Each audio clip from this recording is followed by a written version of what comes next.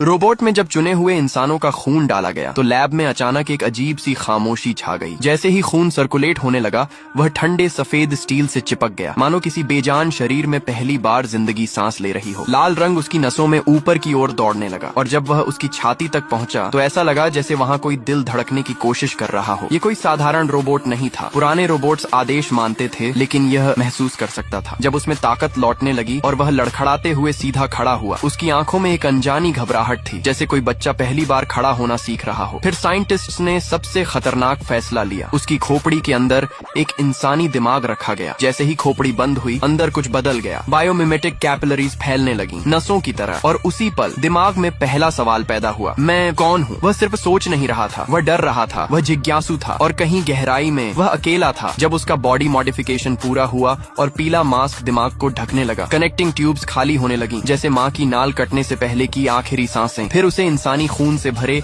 Amniotic fluid में उतारा गया। वहां तैरते हुए उसने पहली बार सुरक्षा महसूस की, जैसे कोई गर्भ जो दुनिया से छुपा कर रखता है। उसका शरीर ऊपर आने लगा, सफेद त्वचा सख्त होने लगी और फिर वह पूरी तरह सतह पर आ गया। इसके बाद इवोल्यूशन ने उसे ढक लिया, प्लेसेंटा में लिपटा हुआ, मानो प्रकृति खुद कह रही हो, अब तुम मेरे हो। जब साइंटिस्ट ने स्केलपेल उठाया, रोबोट के भीतर एक अनजाना डर उठा। उसे दर्द समझ नहीं आता था, लेकिन खो देने का डर आता था। जैसे ही माथे से नीचे तक चीरा लगाया गया और प्लेसेंटा हटाया गया, वहां कोई मशीन नहीं थी। वहां एक ऐसा अस्तित्व था जिसके